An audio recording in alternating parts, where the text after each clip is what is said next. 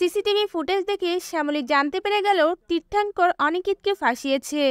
শ্যামলী কোম্পানির সিইও অনন্যাকে তার সাথে ঘটে যাওয়ার বিষয়টা জানায়।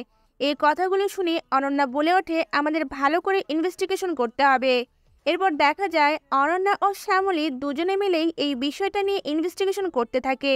তখনই শ্যামলী অনন্যাকে বলে ওঠে, মেলটা কয়টা বাজে গিয়েছিল অন্য কোম্পানির কাছে? তখন অনন্যা বলে ওঠে 9:30। কথাটা শুনেই সাথে সাথে শ্যামলী বলে ওঠে, স্যার ঠিক সেই সময় ক্যান্টিনে এসেছিল কফি নিতে, তাহলে কি কেউ সেই সময়টাই কাজে লাগিয়েছে? কথাটা শুনে অনন্যাও ভাবতে থাকে। এদিকে তখনই শ্যামলীর কাছে একটা ফোন আসে। শ্যামলী জানতে পারে অনিকেতের অ্যাক্সিডেন্ট হয়েছে। সাথে সাথেই সেখান থেকে বেরিয়ে শ্যামলী অনিকেতের ফ্ল্যাটের দিকে চলে যায়। এরপর দেখা যায় অনিকেত সোফার মধ্যে প্রচন্ড জ্বরে অজ্ঞান অবস্থায় শুয়ে আছে। অহনা তার কাছে এসে বলে ওঠে, কেস করেছে, এ তো ধুম জ্বর। এরপর দেখা যায় অনিকেতের মা ও শ্যামলী অনিকেতের মাথার সামনে বসে থাকে। অনিকেতের মা অনিকেতের মাথায় হাত দিয়ে বলতে থাকে, ছিল তো জ্বরে একেবারে বেহুশ হয়ে আছে। ঠাকুর, এ কি হয়ে গেল আমার ছেলেটার? এই কথা বলে অনিকেতের মা কান্না করতে থাকে।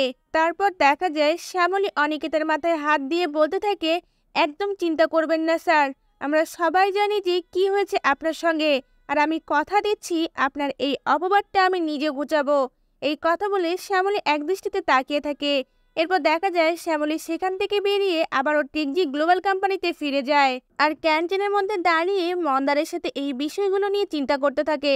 শ্যামলী মন্দারকে বলে ওঠে, কি হতে পারে স্যারের এত বড় শত্রু? কার এত গায়ে লাগছে? তখন মন্দার শ্যামলীকে বলে ওঠে, তুই ভালো করে ভেবে দেখতো স্যারের এই বিষয়গুলো নিয়ে কে বেশি এক্সাইটেড ছিল। তখন শ্যামলী সেই সময়কার কথাগুলো মনে করতে থাকে আর বুঝতে পেরে যায় এর পেছনে কোনো না কোনোভাবে তীর্থাঙ্করের হাত রয়েছে। এরপর দেখা যায় শ্যামলী অনন্যার কাছে গিয়ে বলে ওঠে, ম্যাডাম অনিকেত স্যারকে নির্দোষ প্রমাণ করার জন্য আমার আপনার হেল্প লাগবে। কথাটা শুনে অনন্যাও রাজি হয়ে যায়। এরপর শ্যামলী বলে ওঠে, আমাদের এক্ষুনি সিকিউরিটি রুমে যেতে হবে। তখন অনন্যা ও শ্যামলী দুজনেই সিকিউরিটি রুমে যায় আর সকল সিসিটিভি ফুটেজ দেখতে পায়। অনুষ্ঠানের দিনে তীর্থাঙ্কর হঠাৎ করে অনিকেতের রুমে গিয়েছিল। এরপর আবারও পরের ফুটেজগুলো দেখতে থাকে। সেখানে দেখতে পায় অনিকেত যখন কফি নিতে বাইরে আসে, কেউ একজন তার কেবিনে ঢোকে।